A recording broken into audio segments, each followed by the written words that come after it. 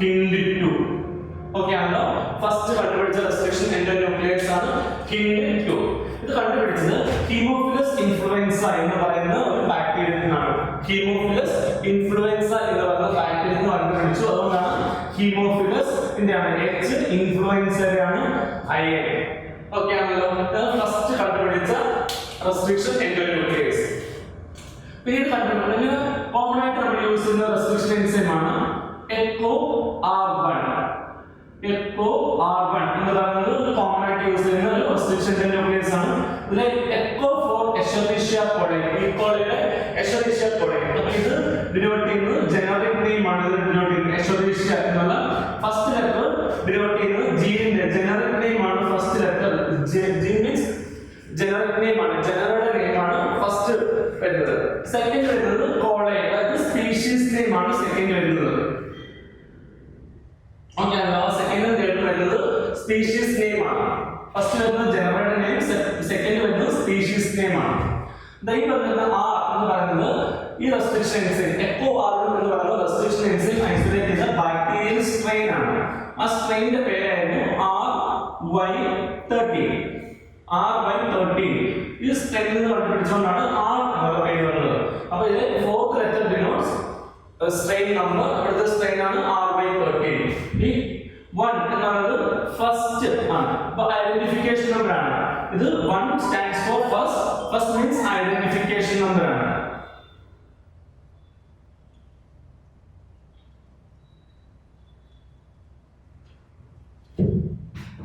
ഇതാണ് echo R1 കുറിച്ച് പറയുന്നത്. ഇനി അടുത്തത് ഈ എക്കോ R1 കട്ട് ചെയ്യുന്ന റെസ്ട്രിക്ഷൻ സൈറ്റ് ആണ് GAATTC. നമ്മൾ പറഞ്ഞു റെസ്ട്രിക്ഷൻ സൈറ്റ് അല്ലെങ്കിൽ ഓർഗനൈസേഷൻ സൈറ്റ് അല്ലെങ്കിൽ പാലിയോമിക് സീക്വൻസ്, അവിടെയാണ് റെസ്ട്രിക്ഷൻ എൻസൈംസ് കട്ട് ചെയ്യുന്നത്. ഈ എക്കോ R1 എന്ന് പറയുന്ന റെസ്ട്രിക്ഷൻ എൻഡോന്യൂക്ലിയേഴ്സ് കട്ട് ചെയ്യുന്ന സൈറ്റ് ആണ് GAATTC. ഇത് ഇമ്പോർട്ടന്റ് ആണ്. GAATTC 5 പ്രൈം ടു 3 പ്രൈം ആണ് നമ്മൾ പറയുന്നത്. പാലിയോമിക് ആണെങ്കിൽ എന്താണ് കണ്ടീഷൻ? അടുത്ത സ്റ്റാൻഡിലും 5 പ്രൈം ടു 3 പ്രൈം സെയിം ആണ്. ഇതിന് കോംപ്ലിമെന്ററി G ആണല്ലോ. അതുപോലെ തന്നെ GAATTC. അപ്പോൾ ഇത് തന്നെയാണ് കോംപ്ലിമെന്ററി. അപ്പോൾ ഇത് പാലിയോമിക് സീക്വൻസ് ആണ് ആണല്ലോ. ഇനി ഇത് എവിടെയാണ് എക്കോ R1 കട്ട് ചെയ്യുന്നത് എന്ന് നമുക്ക് നോക്കാം. അപ്പോൾ എക്കോ R1 കട്ട് ചെയ്യുന്നത് ഇവിടെ കട്ട് ചെയ്യും. ഈ സ്ട്രാൻഡിൽ ഇവിടെയും കട്ട് ചെയ്യും, ഈ സ്ട്രാൻഡിൽ ഇവിടെയും സെയിം പൊസിഷൻ. ഇവിടെയും GPA ക്ക് ഇവിടെയും GPA ക്ക് അടുത്താണ് കട്ട് ചെയ്യുന്നത്. ഇങ്ങനെ കട്ട് ചെയ്ത് ലൈനിലേക്ക് മാറ്റും. ഓക്കെ ആണല്ലോ. അപ്പോൾ കട്ട് ചെയ്യുമ്പോൾ നമുക്ക് രണ്ട് തരത്തിൽ എൻഡ് കിട്ടും. അതായത് തുണി കിടക്കുന്ന എൻഡ് കിട്ടും, ഓവർ ഹാങ്ങിങ് എന്ന് നമ്മൾ വിളിക്കാം. തുണി കിടക്കുന്ന എൻഡ്, ഓവർ ഹാങ്ങിങ് എൻഡ്. പിന്നെ ഇവിടെയും കിട്ടും, ഇങ്ങനത്തെ ഒരെണ്ണം കിട്ടും. നമ്മൾ ഇങ്ങനെയുള്ള എൻഡുകളെ വിളിക്കുന്നത്. പഠിക്കുന്നത് തുണി കിടക്കുന്ന രീതിയിലുള്ള എൻഡുകളെ നമ്മൾ വിളിക്കുന്ന പേരാണ് സ്റ്റിക്കി എൻഡ്സ് എന്നാണ് വിളിക്കുന്നത്. അതിന് സ്പെഷ്യാലിറ്റി ഉണ്ട്. ഇത് ഇതിലും കോംപ്ലിമെന്ററി ആണല്ലോ. അപ്പോൾ നമ്മൾ ഈസി ആയിട്ട് കമ്പൈൻ ചെയ്യും. ഓക്കെ ആണല്ലോ. ഇവർ നമ്മൾ ഈസി ആയിട്ട് കമ്പൈൻ ചെയ്യാൻ ചാൻസ് ഉണ്ട്. അതുകൊണ്ട് നമ്മൾ സ്റ്റിക്കി എൻഡ്സ് വിളിക്കുന്നത്. പിന്നെ ബാക്കി ഈ ബോണ്ട് മാത്രം നമ്മൾ റീഫോം ചെയ്ത് കൊടുത്താൽ മതി. ഇനി അങ്ങനെയാണ് സ്റ്റിക്കി എൻഡ്സ്, അല്ലെങ്കിൽ ഒട്ടിപ്പിടിക്കുന്ന എൻഡുകൾ കൊഹീസീവ് എൻഡ് എന്ന് വിളിക്കാം. സ്റ്റിക്കി എൻഡ്സ് അല്ലെങ്കിൽ കൊഹീസീവ് എൻഡ്സ് എന്ന് വിളിക്കാം. ഓക്കെ ആണല്ലോ. ഇനി സപ്പോസ് ഈ കട്ട് ചെയ്തത് ഇങ്ങനെയായിരുന്നു എന്ന് വിളിക്കട്ടെ. സപ്പോസ് കട്ട് ചെയ്തത് ഇങ്ങനെയായിരുന്നെങ്കിൽ നമുക്ക് കിട്ടുന്നത് ഇങ്ങനെയുള്ള രണ്ട് എൻഡുകളായിരിക്കും. ഇങ്ങനെയുള്ള എൻഡുകൾ നമുക്ക് പൊതുവെ യൂസ് ചെയ്യാൻ കഴിയില്ല. ആദ്യം ടെക്നോളജി നമുക്ക് ഇങ്ങനെ എൻഡുകൾ യൂസ് ചെയ്യാൻ കഴിയില്ല. ഇങ്ങനെയുള്ള എൻഡ് വിളിക്കുന്ന പേരാണ് ബ്ലണ്ട് എൻഡ്. അല്ലെ ബ്ലണ്ട് എൻഡ് കൂടിച്ചേർത്താൻ വളരെ ബുദ്ധിമുട്ടാണ്. ഇതാണെങ്കിൽ സ്റ്റിക്കി ആണ്, കൊഹീസീവ് ആണ്. ഇതൊരു കോംപ്ലിമെന്ററി ആണ്. ഈ റീജിയൻ നമ്മളിത് കമ്പൈൻ ചെയ്യും. ഓക്കെ ആണല്ലോ. ഇതാണ് രണ്ടാമത്തെ എൻഡ്, ബ്ലണ്ട് എൻഡും സ്റ്റിക്കി എൻഡ്സും. എല്ലായ്പ്പോഴും ബയോടെക്നോളജി നമുക്ക് വേണ്ടത്, ആർട്ടിഫിഷ്യൽ ടെക്നോളജി നമുക്ക് വേണ്ടത് സ്റ്റിക്കി എൻഡ്സ് ആണ് നമുക്ക് വേണ്ടത്. നമ്മൾ ഫസ്റ്റ് ടൂൾ ആയിട്ടുള്ള റെസ്ട്രിക്ഷൻ എൻഡോന്യൂക്ലിയേഴ്സിനെ കുറിച്ച് നമ്മൾ എക്സ്പ്ലെയിൻ ചെയ്തു. ഇനി അത് നമുക്ക് പറയുന്നത് സെക്കൻഡ് ടൂളാണ് വെക്ടേഴ്സ്. വെക്ടേഴ്സ് എന്ന് വെച്ചാൽ കാരിയർ DNA ആണ്. നമുക്ക് ഡിസൈഡ് DNA, നമ്മൾ പറഞ്ഞു ഇൻസുലിന്റെ DNA നമുക്ക് ബാക്ടീരിയക്കുള്ളിലേക്ക് ട്രാൻസ്ഫർ ചെയ്യണം. നമുക്ക് ഡയറക്റ്റ് ഇൻസുലിന്റെ DNA ബാക്ടീരിയ സെല്ലിന്റെ ഉള്ളിലേക്ക് ഇട്ട് കഴിഞ്ഞാൽ അത് നശിപ്പിച്ചു കളയും. ഈ റെസ്ട്രിക്ഷൻ എൻഡോന്യൂക്ലിയേഴ്സ് ഒക്കെ ആ DNA നശിപ്പിച്ചു കളയും. നമ്മുടെ ഉള്ളിലുള്ള DNA നശിപ്പിച്ചു കളയും. അതുകൊണ്ട് നമ്മൾ ചെയ്യുന്നത് ബാക്ടീരിയ ഏതെങ്കിലും കാരിയർ DNA ഉള്ളിലേക്ക് കയറ്റിയിട്ടാണ് നമ്മൾ ഇതിനെ ബാക്ടീരിയക്കുള്ളിലേക്ക് കൊടുക്കുന്നത്. ആ കാരിയർ DNA പറയുന്ന പേരാണ് vector. So vectors R carrier DNA.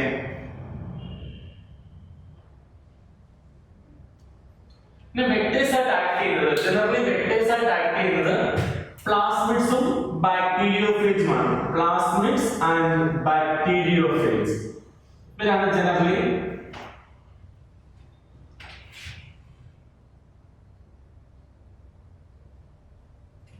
ഇതാണ് ജനറലി കാരിയേഴ്സ് ആയിട്ട് ആക്ട് ചെയ്യുക. ഓക്കെ ആണല്ലോ. അപ്പൊ എന്താണ് ഈ പ്ലാസ്മിഡ്സ് നമുക്ക് നോക്കാം. ബാക്ടീരിയയ്ക്കുള്ളിൽ പ്രോകാരിയോട്സിനുള്ളിൽ ഒരു മെയിൻ ആയിട്ടുള്ള ഒരു DNA ഉണ്ട്. മെയിൻ ആയിട്ടുള്ള ക്രോമസോമൽ DNA ഉണ്ട്. നമ്മൾ പഠിച്ചു ന്യൂക്ലിയോയിഡ് പോലെ ഇരിക്കുകയാണെന്ന് പഠിച്ചു. നമ്മൾ ഇത് വിളിക്കുന്നത് ക്രോമസോമൽ DNA അല്ലെങ്കിൽ ജീനോമിക് DNA എന്നാണ് നമ്മൾ ഈ DNA വിളിക്കുക. ഇതാണ് ക്രോമസോംസ്. ഈ ക്രോമസോം ഇല്ല, ക്രോമസോമൽ DNA മാത്രമേ ഉള്ളൂ. ക്രോമസോം ഇല്ല, ക്രോമസോമൽ DNA മാത്രമേ ഉള്ളൂ.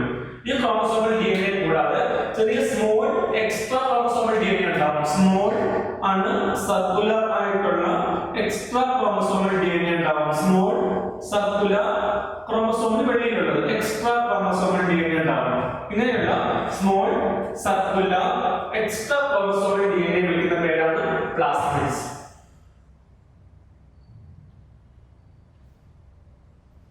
ഓക്കെ ആണല്ലോ. ഈ പ്ലാസ്മിഡ് സ്പെഷ്യാലിറ്റി ആണ്.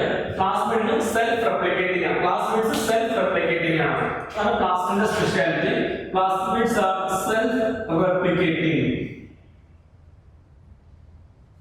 അപ്പോൾ ഇത് ഡിവൈഡ് ചെയ്ത് നമ്മൾ ഇതിലേക്ക് ഫോറിൻ DNA കൊടുത്തു കഴിഞ്ഞാൽ അത് ഡിവൈഡ് ചെയ്ത് കുറേ കോപ്പി ഉണ്ടാവും. ഓക്കെ അല്ലോ. അതാണ് ഇതിന്റെ സ്പെഷ്യാലിറ്റി. അപ്പോൾ സെൽഫ് റെപ്ലിക്കേറ്റിംഗ് ആണ്. സെൽഫ് റെപ്ലിക്കേറ്റിംഗ് ആണെന്ന് വെച്ചാൽ മീനിങ് അവർക്ക് കോപ്പി ഉണ്ടാവും. എന്താണ് കോപ്പി എന്ന് നോക്കേണ്ടോ? നമ്മൾ കഴിഞ്ഞ ചാപ്റ്ററിൽ പറഞ്ഞതാണ്. ബാക്ടീരിയയുടെ ഒറിജിൻ ഓഫ് റെപ്ലിക്കേഷനെ പറയുന്ന പേരാണ് കൊറി.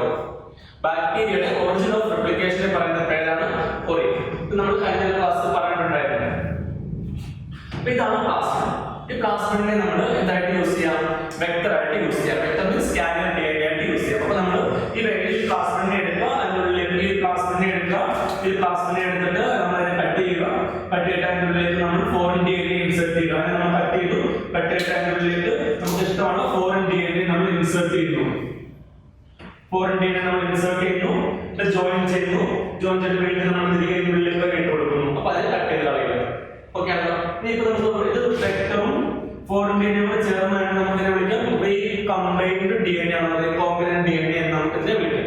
ഇതാണ് പ്ലാസ്മിഡിനെ കുറിച്ച് പറഞ്ഞത്. ഓക്കെ ആണല്ലോ. അപ്പോൾ ബാക്ടീരിയ വിൽ കം extra chromosomal small circular DNA ആണ് പ്ലാസ്മിഡ്സ്. അത് സെൽഫ് റെപ്ലിക്കേറ്റിംഗ് ആണ്. കാരണം അത് ഒറിജിൻ, അതായത് ഒറിജിൻ ഓഫ് റെപ്ലിക്കേഷൻ.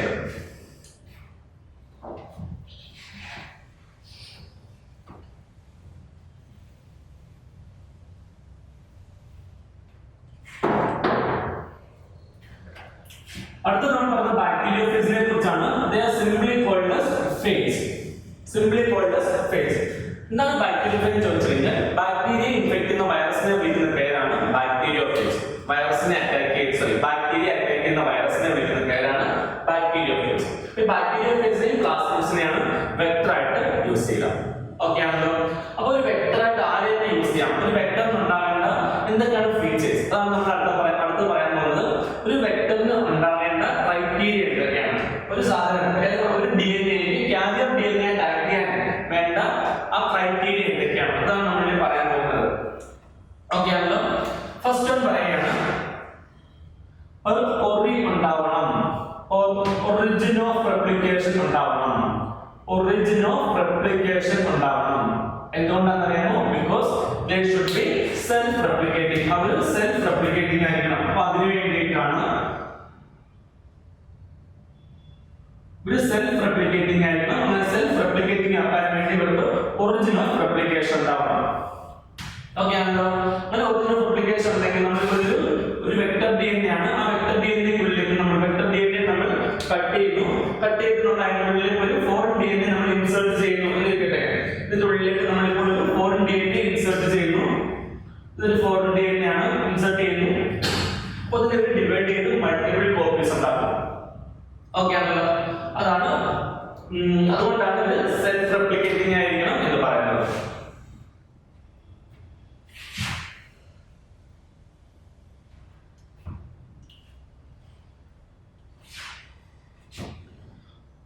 ഓക്കെ.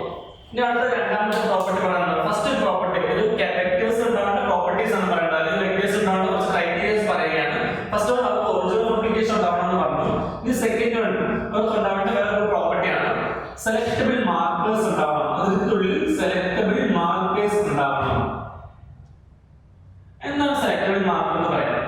അത് നമ്മൾ ഈ ഒരു സപ്പോസ് ഇതൊരു വെക്ടർ ആയിരുന്നു. ഈ വെക്ടറിനുള്ളിൽ നമ്മൾ ഒരു 4 DNA ഇൻസേർട്ട് ചെയ്തപ്പോൾ റീകോംബിനന്റ് DNA ആക്കി. ഈ റീകോംബിനന്റ് DNA നമുക്ക് ബാക്ടീരിയക്കുള്ളിലേക്ക് ഇൻസേർട്ട് ചെയ്യാൻ വേണ്ടി നോക്കുകയാണ്. ബാക്ടീരിയക്കുള്ളിലേക്ക് ഇൻസേർട്ട് ചെയ്യാൻ വേണ്ടി നോക്കുമ്പോൾ രണ്ട് പോസിബിലിറ്റി ഉണ്ട്. ഒന്നുകിൽ ഈ റീകോംബിനന്റ് DNA ബാക്ടീരിയക്കുള്ളിൽ എൻ്റർ ആവാം, എൻ്റർ ആവാതെ ഇരിക്കാം. ഓക്കെ ആണല്ലോ, രണ്ട് പ്രോപ്പർട്ടി ആണുള്ളത്. ഒന്നുകിൽ ഈ ഒരു പ്ലാസ്മിഡ് DNA ഇതിന്റെ ഉള്ളിലേക്ക് ഈ റീകോംബിനന്റ് DNA ഇതിന്റെ ഉള്ളിൽ കയറാതെ ഇരിക്കാം. നമുക്ക് വേണ്ടത് കയറിയ ബാക്ടീരിയൽ സെല്ലിനെയാണ്. അങ്ങനെയുള്ള സെല്ലാണ് റീകോംബിനന്റ് എന്ന് വിളിക്കുന്നത്. അപ്പൊ റീകോംബിനന്റ് ബാക്ടീരിയൽ സെൽ എന്നാണ് നമ്മൾ വിളിക്കുന്നത്. ഓക്കെ ആണല്ലോ, അപ്പൊ നമുക്ക് ഇതിനെ സെലക്ട് ചെയ്യണം, ഇതിനെ ഒഴിവാക്കണം, ഇതിനെ സെലക്ട് ചെയ്യണം. അപ്പൊ അതിനുവേണ്ടി ഹെൽപ്പ് ചെയ്യുന്ന ജീവികളെയാണ് നമ്മൾ വിളിക്കുന്നത് സെലക്ടബിൾ മാർക്കേഴ്സ്. അപ്പൊ സെലക്ടബിൾ മാർക്കർ എന്ന് പറയുന്നത് എന്താണ്? ആ ഇതിൽ കാണുന്ന ഈ വെക്ടേഴ്സിൽ കാണുന്ന ജീവികളാണ്. ഇതിനുവേണ്ടി ഹെൽപ്പ് ചെയ്യുന്നത് റീകോംബിനന്റ് ആയിട്ടുള്ള വെക്ടർ കയറിയ ബാക്ടീരിയയെ സെലക്ട് ചെയ്യാൻ വേണ്ടിയുള്ളത്. അപ്പൊ റീകോംബിനന്റ് DNA കയറിയ ബാക്ടീരിയ, അത്രയും നമ്മൾ വലിച്ചിട്ട് പറയേണ്ട ആവശ്യമില്ല. അത് നമ്മൾ സിമ്പിൾ ആയിട്ട് പറയാം, റീകോംബിനന്റ് ബാക്ടീരിയ. ഇതിനെ നമുക്ക് വിളിക്കാം റീകോംബിനന്റ് DNA എൻ്റർ ചെയ്യാത്ത bacterial cell, non recombinant bacterial cell. ഇത് റീകോംബിനന്റ് ബാക്ടീരിയൽ സെല്ലും ഇത് നോൺ റീകോംബിനന്റ് ബാക്ടീരിയൽ സെല്ലുമാണ്. ഓക്കെ ആണല്ലോ. അപ്പൊ നമുക്ക് ഇതിൽ മൂന്ന് കണ്ടീഷൻ പറയുകയാണ്. റീകോംബിനന്റ് എന്താണ്, ട്രാൻസ്ഫോർമൻസ് എന്താണെന്ന് പറയുകയാണ്. റീകോംബിനൻസ് എന്താണ്, ട്രാൻസ്ഫോർമൻസ് എന്താണെന്ന് പറയുകയാണ്.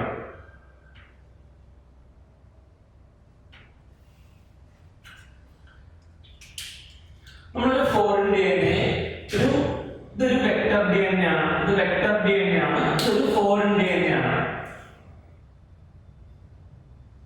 നമ്മൾ കമ്പൈൻ ചെയ്യിപ്പിക്കാൻ ശ്രമിക്കുമ്പോൾ നമുക്ക് രണ്ട് പോസിബിലിറ്റി ഉണ്ട്. ഒന്നുകിൽ ഈ ഫോറിൻ DNA ഇതിന്റെ ഉള്ളിലേക്ക് എൻ്റർ ചെയ്യാം, അല്ലെങ്കിൽ എൻ്റർ ചെയ്യാതിരിക്കാം. രണ്ട് പോസിബിലിറ്റി ഉണ്ട്. ഇത് തമ്മിൽ നമ്മൾ ഇതാണ് നമുക്ക് വേണ്ട ഡിസൈഡ് DNA, ഫോറിൻ DNA. ഈ ഫോറിൻ DNA നമ്മൾ വെക്ടറിലേക്ക് ഇൻട്രൊഡ്യൂസ് ചെയ്യാൻ ശ്രമിക്കുമ്പോൾ രണ്ട് പോസിബിലിറ്റി ഉണ്ട്. ഒന്നുകിൽ അത് എൻ്റർ ചെയ്യാം, അല്ലെങ്കിൽ എൻ്റർ ചെയ്യാതിരിക്കാം. രണ്ട് പോസിബിലിറ്റി ഉണ്ട്. ഓക്കെ ആണല്ലോ. നമുക്കറിയില്ല ഏതിന്റെ ഉള്ളിലൊക്കെയാണ് കയറുന്നത്, ഏത് DNA-ക്കുള്ളിലാണ് ഫോറിൻ DNA കയറുന്നത് എന്നുള്ള കാര്യം നമുക്കറിയില്ല. ഏത് DNA-ക്കുള്ളിലാണ്, ഏത് വെക്ടറിന്റെ ഉള്ളിലേക്കാണ് ഫോറിൻ DNA ആയത്. അപ്പൊ നമുക്ക് ഇവിടെ വിളിക്കുന്നത് റീകോംബിനന്റ് ക്ലാസ്സിലാണ്, നോൺ റീകോംബിനന്റ് ക്ലാസ്സിലാണ്. ഇതിനെ നമ്മൾ ബാക്ടീരിയൽ സെല്ലിനുള്ളിലേക്ക് ഇൻട്രൊഡ്യൂസ് ചെയ്യാൻ ശ്രമിക്കുകയാണ്. ബാക്ടീരിയൽ സെല്ലിനുള്ളിലേക്ക് ഇൻട്രൊഡ്യൂസ് ചെയ്യാൻ വേണ്ടി ശ്രമിക്കുകയാണ്. നമുക്ക് മൂന്ന് പോസിബിലിറ്റി. ഒന്ന്, ഈ DNA എൻ്റർ ചെയ്യാം. ഈ ഒരു മൂന്ന് പോസിബിലിറ്റി ആണ്. നമുക്ക് മൂന്ന് തരത്തിലുള്ള ബാക്ടീരിയൽ സെൽ നമുക്ക് പോസിബിൾ ആണ്.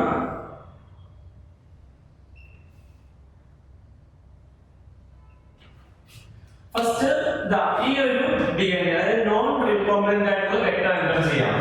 നോൺ റീകോംബിനന്റ് വെക്ടർ ഇതിനുള്ളിലേക്ക് എൻ്റർ ചെയ്യാം. Second possibility, recombinant vector ഇതിനുള്ളിലേക്ക് enter ചെയ്യാം. റീകോംബിനേഷൻ നടന്ന വെക്ടർ ബാക്ടീരിയക്കുള്ളിലേക്ക് എൻ്റർ ചെയ്യാം. രണ്ട് പോസിബിലിറ്റി കഴിഞ്ഞു. മൂന്നാമത്തെ പോസിബിലിറ്റി ഒന്നും കയറാതെ ഇരിക്കാം. ഇതും കയറില്ല, ഇതും കയറില്ല. ഇങ്ങനെയുള്ള വെക്ടർ കൂടുതലും പ്രൊഡ്യൂസ് ചെയ്യാം. ഓക്കെ ആണല്ലോ. ഇങ്ങനെയുള്ള പ്രൊഡ്യൂസ് ചെയ്യില്ല, ഇങ്ങനെയുള്ള സെല്ലുകളായിരിക്കും കൂടുതലും ഉള്ളത്. കുറച്ച് സെല്ലുകളിലേക്ക് മാത്രമേ ഈ DNA വെക്ടർ കയറുകയുള്ളൂ. അതിൽ തന്നെ കുറച്ച് പേരിലേക്ക് മാത്രമേ റീകോംബിനന്റ് വെക്ടർ കയറുകയുള്ളൂ. ഓക്കെ ആണല്ലോ. നമുക്ക് ഇതിന് പറയാം, ഇതിനുള്ളിൽ DNA ഒന്നും കയറിയിട്ടില്ല. DNA ഒന്നും കയറാത്തതുകൊണ്ട് നമുക്ക് ഇതിനെ വിളിക്കാം DNA എൻ്റർ ചെയ്യുന്ന പ്രോസസ്. ബാക്ടീരിയക്കുള്ളിലേക്ക് DNA എൻ്റർ ചെയ്യുന്ന പ്രോസസ്സിനെ വിളിക്കുന്ന പേരാണ് ട്രാൻസ്ഫോർമേഷൻ. നമ്മൾ ഗ്രിഫിത്തിന്റെ ട്രാൻസ്ഫോർമേഷൻ എക്സ്പെരിമെന്റിന്റെ കേസിൽ നമ്മൾ പറഞ്ഞിരുന്നു, ഒരു ബാക്ടീരിയൽ സെല്ല് അതിന്റെ സറൗണ്ടിങ്ങിൽ നിന്ന് DNA ഉള്ളിലേക്ക് കയറുന്ന പ്രോസസ്സിനെ വിളിക്കുന്ന പേരാണ് ട്രാൻസ്ഫോർമേഷൻ. ഓക്കെ ആണല്ലോ. അപ്പോൾ ഒരു ട്രാൻസ്ഫോർമേഷൻ നടക്കാത്ത സെല്ലുകളാണ്.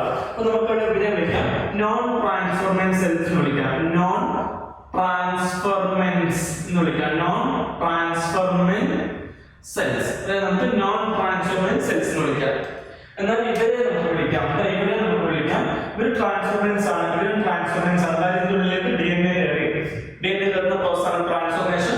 ഇവർ രണ്ടുപേരും ട്രാൻസ്ഫോർമേഷൻ നടന്ന സെല്ലുകളാണ്. അപ്പൊ നമുക്ക് ഇവരെ രണ്ടുപേരും ട്രാൻസ്ഫോർമൻസ് വിളിക്കാം. അതിൽ തന്നെ ഇവരെ നമുക്ക് റീകോംബിനന്റ് ട്രാൻസ്ഫോർമൻസ് വിളിക്കാം. അതായത് ഇതിനുള്ളിലേക്ക് എൻ്റർ ചെയ്തിരിക്കുന്നത് റീകോംബിനന്റ് ആയിട്ടുള്ള വെക്ടർ ആണ്. നമ്മൾ നമുക്ക് ഈ ഒരു സെല്ലിനെ റീകോംബിനന്റ് ട്രാൻസ്ഫോർമൻസ് എന്ന് വിളിക്കാം. ഇതിനെ നമുക്ക് വിളിക്കാം നോൺ റീകോംബിനന്റ് ട്രാൻസ്ഫോർമൻസ് ആണ്, പക്ഷെ നോൺ റീകോംബിനന്റ് ട്രാൻസ്ഫോർമൻസ് ആണ്.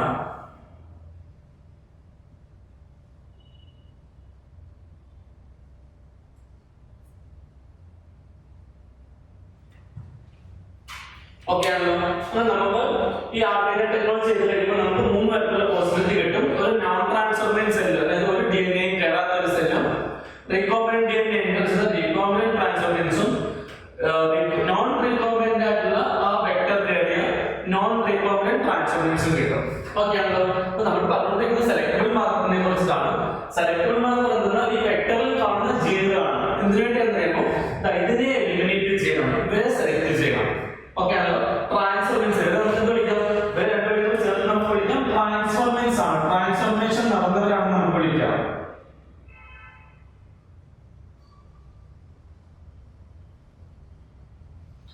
നമുക്ക് ട്രാൻസ്ഫോർമേഷൻ വിളിക്കാം, നോൺ ട്രാൻസ്ഫോർമേഷൻ വിളിക്കാം. അപ്പൊ ഈ നോൺ ട്രാൻസ്ഫോർമേഷനെ ഒഴിവാക്കി ട്രാൻസ്ഫോർമേഷനെ സെലക്ട് ചെയ്യാൻ, ഇതിനെ സെലക്ട് ചെയ്യാനും ഇതിനെ എലിമിനേറ്റ് ചെയ്യാനും ഹെൽപ്പ് ചെയ്യുന്ന ജീനുകളെ വിളിക്കുന്ന പേരാണ് സെലക്ടബിൾ മാർക്കർ. അപ്പൊ ജീനുകളാണ് അതിന്റെ സ്പെഷ്യാലിറ്റി എന്താണ്? Select which helps to select transformants and eliminate non-transformants. ട്രാൻസ്ഫോർമേഷനെ സെലക്ട് ചെയ്തിട്ട് നോൺ ട്രാൻസ്ഫോർമേഷനെ എലിമിനേറ്റ് ചെയ്യാൻ ഹെൽപ്പ് ചെയ്യുന്ന ജീനുകളെ വിളിക്കുന്ന പേരാണ് സെലക്ടബിൾ മാർക്കർ. ഈ സെലക്ടബിൾ മാർക്കർ ഈ വെക്ടറിന്റെ ഉള്ളിൽ ഉണ്ടായിരിക്കണം.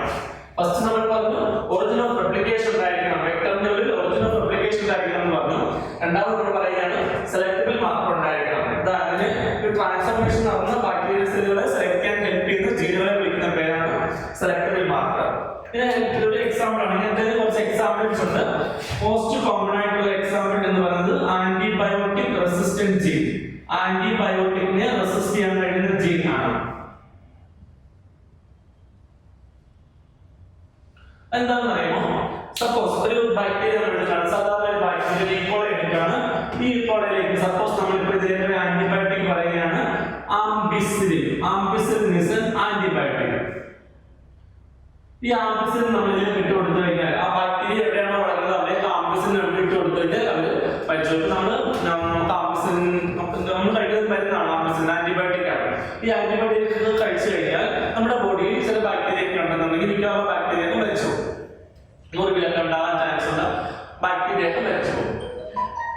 ഓക്കെ ആണല്ലോ. ഇത് നമ്മളൊരു പ്ലാസ്മിഡ് എടുക്കുകയാണ്. ഒരു പ്ലാസ്മിഡ് നമ്മൾ എക്സ്ട്രാ ഒരു പ്ലാസ്മിഡ് എടുക്കുന്നു. ആ പ്ലാസ്മിഡിൽ ആന്റിബയോട്ടിക് നമ്മൾ പറഞ്ഞ ആന്റിബയോട്ടിക് റെസിസ്റ്റന്റ് ജീൻ, ഈ ആംബിസിലിനെ റെസിസ്റ്റ് ചെയ്യാൻ കഴിയുന്ന ഒരു ജീൻ ഉണ്ടെന്നിരിക്കട്ടെ, അതായത് ആംബിസിലിനെ നശിപ്പിച്ച് കളയാൻ, ആംബിസിലിനെ നശിപ്പിച്ച് കളയാൻ സഹായിക്കുന്ന ഒരു ജീൻ ഇതിലുണ്ട് എന്നിരിക്കട്ടെ. നമ്മൾ ഇതിനെ എടുത്ത് ഇതിന്റെ ഉള്ളിലേക്ക് ഇൻട്രൊഡ്യൂസ് ചെയ്യാം. ബാക്ടീരിയക്ക് എന്ത് കഴിവ് കിട്ടി? ആന്റിബയോട്ടിക്കിനെ റെസിസ്റ്റ് ചെയ്യാൻ, ആംബിസിലിനെ റെസിസ്റ്റ് ചെയ്യാനുള്ള കഴിവ് കിട്ടി. അതുകൊണ്ട് ഇനിയിപ്പോ ആംബിസിലിൻ ഇട്ട് കൊടുത്താലും ഈ ബാക്ടീരിയ ചത്തുപോകില്ല. അതിങ്ങനെയുള്ള ബാക്ടീരിയ നമ്മുടെ ശരീരത്തിനുള്ളിൽ ഉണ്ടെങ്കിൽ നമ്മൾ ആംബിസിലിൻ കഴിച്ചാലും ആ ബാക്ടീരിയ ഒന്നും മരിച്ചു പോകില്ല. അതുകൊണ്ടാണ് വെറുതെ ആന്റിബയോട്ടിക്സ് ഒന്നും വാരി കഴിക്കരുത് എന്ന് വിളിക്കുന്നത്. ഇതുകൊണ്ടാണ് അതിന് കുറെ നമ്മളിങ്ങനെ കഴിക്കുകയാണെങ്കിൽ ചില ബാക്ടീരിയക്കൊക്കെ ഈ ആന്റിബയോട്ടിക്സിനെ റെസിസ്റ്റ് ചെയ്യാനുള്ള കഴിവ് കിട്ടും. ഓക്കെ ആണല്ലോ. ആ DNA മറ്റു ബാക്ടീരിയയിലേക്ക് പോയി കഴിഞ്ഞാൽ ഈ ബാക്ടീരിയക്കൊക്കെ ഈ എബിലിറ്റി കിട്ടിക്കൊണ്ടേയിരിക്കും. അതുകൊണ്ടാണ് നമ്മൾ വെറുതെ ആന്റിബയോട്ടിക്സ് ഒന്നും വാരി കഴിക്കരുത് എന്ന് പറയുന്നത്. നമ്മളിപ്പോൾ പറഞ്ഞത് സെലക്ടബിൾ മാർക്കർ ഒരു എക്സാമ്പിൾ പറഞ്ഞാൽ ആന്റിബയോട്ടിക്കിനെ റെസിസ്റ്റ് ചെയ്യാൻ വേണ്ടി ഹെൽപ്പ് ചെയ്യുന്ന ജീൻ. സാധാരണ ആന്റിബയോട്ടിക്സ് ഇട്ട് കൊടുത്തു കഴിഞ്ഞാൽ ബാക്ടീരിയ ചത്തുപോകും. എന്നാൽ ആന്റിബയോട്ടിക് റെസിസ്റ്റന്റ് ജീൻ ഉള്ള ബാക്ടീരിയക്ക് സർവൈവ് ചെയ്യാൻ കഴിയും. നമ്മളിപ്പോൾ എക്സാമ്പിൾ പറയേണ്ട ആംബിസിലിൻ ഇട്ട് കൊടുത്തു കഴിഞ്ഞാൽ ബാക്ടീരിയ ചത്തുപോകും. നമ്മളിപ്പോൾ ആംബിസിലിൻ റെസിസ്റ്റന്റ് ജീൻ, ഇതെന്തായിരുന്നു? ആംബിസിലിൻ റെസിസ്റ്റന്റ് ജീൻ ആണ് നമ്മൾ ഈ കാണിച്ചിരിക്കുന്നത്. ആംബിസിലിൻ എഴുതാണ് ഷോർട്ട് ഫോം ആയിട്ട്. ആംബിസിലിനെ റെസിസ്റ്റ് ചെയ്യാൻ കഴിയും, ആംബിസിലിൻ റെസിസ്റ്റന്റ് ജീൻ ഉണ്ടെന്നുണ്ടെങ്കിൽ ഇനി ബാക്ടീരിയ ആംബിസിലിൻ ഇട്ട് കൊടുത്താൽ അവർ സർവൈവ് ചെയ്യും, മരിച്ചു പോകില്ല. അങ്ങനെയുള്ളവരെയാണ് ആന്റിബയോട്ടിക് റെസിസ്റ്റന്റ് ജീൻ എന്ന് നമ്മൾ വിളിക്കുന്നത്. അപ്പൊ ഇങ്ങനെയുള്ള എന്തെങ്കിലും ഒരു സെലക്ടബിൾ മാർക്കർ ഉണ്ടാവണം. അപ്പൊ സപ്പോസ് പറയുകയാണെങ്കിൽ ഇവർക്ക് ഇതിപ്പോ ആംബിസിലിനെ റെസിസ്റ്റ് ചെയ്യാൻ കഴിയുന്നതെന്നിരിക്കട്ടെ, അല്ലെങ്കിൽ ഇവർക്ക് ആന്റിബയോട്ടിക് റെസിസ്റ്റ് ചെയ്യാൻ കഴിയുന്നതെന്നിരിക്കട്ടെ. അപ്പൊ ഈ ഒരു പ്ലാസ്മിഡിന്റെ ഉള്ളിൽ അപ്പൊ ആ കഴിവ് ഇവർക്ക് രണ്ടുപേർക്കും കിട്ടി, എന്നാൽ ഇവർക്ക് ആ കഴിവ് കിട്ടുന്നില്ല. ഓക്കെ ആണല്ലോ. ഇതാണ് നമ്മൾ ആന്റിബയോട്ടിക് റെസിസ്റ്റന്റ് ജീൻ കൊടുത്തു കഴിഞ്ഞാൽ ഇവർക്ക് ആ കഴിവില്ല. അപ്പൊ നമ്മളിവിടെ ആന്റിബയോട്ടിക് ഇട്ട് കൊടുക്കുക, അപ്പൊ ഇവർ ചത്തുപോകും. അങ്ങനെ ഇവരെ മാത്രം നമുക്ക് വളർത്തിയെടുക്കാം, അവർ മാത്രം സെലക്ട് ആയിരിക്കും. അതിന് ഹെൽപ്പ് ചെയ്യുന്ന ജീനുകളെ വിളിക്കുന്ന പേരാണ് സെലക്ടബിൾ മാർക്കർ. എക്സാമ്പിൾ ആണ് ആന്റിബയോട്ടിക് റെസിസ്റ്റന്റ് ജീൻ. അതിന് എക്സാമ്പിൾ പറയുകയാണ് ആംബിസിലിനെ റെസിസ്റ്റ് ചെയ്യാൻ കഴിയുന്ന ജീൻ, ആംബിസിലിൻ റെസിസ്റ്റന്റ് ജീൻ ഇനി വേറെ ടെട്രാസൈക്കിളിനെ റെസിസ്റ്റ് ചെയ്യാൻ പറ്റുന്ന ഒരു ജീൻ, ടെട്രാസൈക്കിളിനെ റെസിസ്റ്റന്റ് ജീൻ, അങ്ങനെ കുറെ ജീനുകളൊക്കെയാണ് example. Antibiotic resistant gene example. ഇനി മറ്റൊരു എക്സാമ്പിൾ ആണ് സെലക്ടീവ് മാർക്കറിന്റെ മറ്റൊരു എക്സാമ്പിൾ ആണ് beta galactosidase enzyme. Beta galactosidase enzyme. Beta galactosidase enzyme ഇതും മറ്റൊരു സെലക്ടബിൾ മാർക്കറിന്റെ എക്സാമ്പിൾ ആണ്. അങ്ങനത്തെ ഒരു എൻസൈമിനെ കോഡ് ചെയ്യുന്ന ജീൻ, ബീറ്റാ ഗാലക്ടോസിഡേസ് എൻസൈമിനെ കോഡ് ചെയ്യുന്ന ജീൻ, ഇതും സെലക്ടബിൾ മാർക്കറിന് എക്സാമ്പിൾ ആണ്. ഇതിനെക്കുറിച്ച് നമുക്ക് ഡീറ്റെയിൽ ആയിട്ട് പഠിക്കാനുണ്ട്.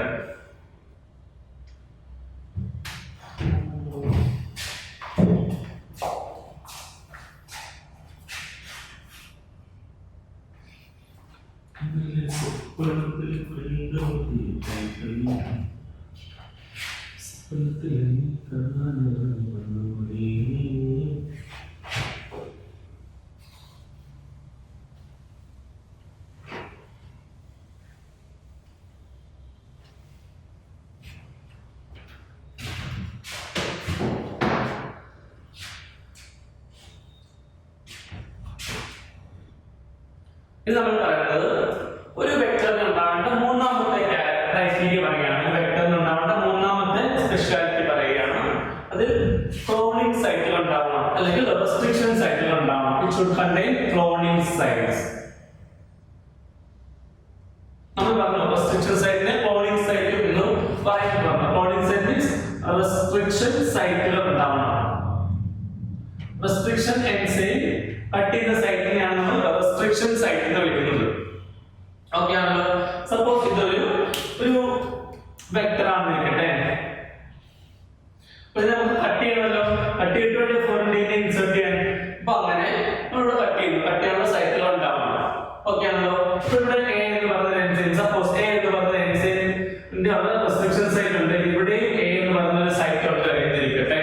അങ്ങനെയാണെങ്കിൽ നമ്മൾ റെസ്ട്രിക്ഷൻ സൈറ്റ് യൂസ് ചെയ്ത് കഴിഞ്ഞാൽ അത് ഇവിടെ നിന്നും കട്ടായി പോകും, ഇവിടെ നിന്നും കട്ടായി പോകും, അതായത് മുറിഞ്ഞൊക്കെ പോകും. നമുക്ക് ഇത് യൂസ് ചെയ്യാൻ കഴിയില്ല. ഓക്കെ ആണല്ലോ. അപ്പോൾ റെസ്ട്രിക്ഷൻ സൈറ്റിന്റെ ഒരു എൻസൈമിന്റെ ഒരു സൈറ്റ് ഉണ്ടാകാൻ പാടുള്ളൂ. ഒരു എൻസൈമിന്റെ ഒന്നിൽ കൂടുതൽ സൈറ്റ് വന്നു കഴിഞ്ഞാൽ ഡിഫറെന്റ് റീജിയനിൽ കട്ടായി പോകും. അങ്ങനെ അത് നശിച്ചു പോകാൻ ചാൻസ് ഉണ്ട്. ഇപ്പൊ ഈ ഒരു നമ്മുടെ വെക്ടർ നശിച്ചു പോകാനുള്ള ചാൻസ് ഉണ്ട്. അപ്പോ എ എന്ന് പറയുന്ന റെസ്ട്രിക്ഷൻ എൻസൈമിന്റെ ഒരു സൈറ്റ്, ബി യുടെ ഒരു സൈറ്റ്, സി യുടെ ഒരു സൈറ്റ്, ഡി യുടെ ഒരു സൈറ്റ്, ഇ യുടെ ഒരു സൈറ്റ്, അങ്ങനെ സെവറൽ റെസ്ട്രിക്ഷൻ എൻസൈമിന്റെ സിംഗിൾ റെസ്ട്രിക്ഷൻ സൈറ്റ് ഉണ്ടാവണം. ഓക്കെ ആണല്ലോ. ഒരുപാട് റെസ്ട്രിക്ഷൻ എൻസൈമിന്റെ ഓരോരോ സൈറ്റുകൾ വെച്ച് ഉണ്ടാവണം. അതാണ് ക്ലോണിംഗ് സൈറ്റിന്റെ സ്പെഷ്യാലിറ്റി. ഒരുപാട് റെസ്ട്രിക്ഷൻ എൻസൈമിന്റെ സൈറ്റ് ആണ്. അതായത് എ പോസിബിൾ അല്ലെന്നുണ്ടെങ്കിൽ നമുക്ക് ബി യൂസ് ചെയ്യണം. എയും ബിയും യൂസ് പോസിബിൾ അല്ലെങ്കിൽ സി യൂസ് ചെയ്യണം. എയും ബിയും സി യൂസ് പോസിബിൾ അല്ലെങ്കിൽ ഡി യൂസ് ചെയ്യണം. അങ്ങനെ ഒരുപാട് പോസിബിലിറ്റിക്ക് വേണ്ടിയിട്ട് ഒരുപാട് റെസ്ട്രിക്ഷൻ എൻസൈംസിന്റെ സൈറ്റുകൾ ഉണ്ടാവണം. പക്ഷെ ഓരോ സൈറ്റുകളും ഒരെണ്ണം വെച്ച് ഉണ്ടാകാൻ പാടുള്ളൂ. ഇതാണ് ക്ലോണിംഗ് സൈറ്റിന്റെ സ്പെഷ്യാലിറ്റി. ഇത്രയാണ്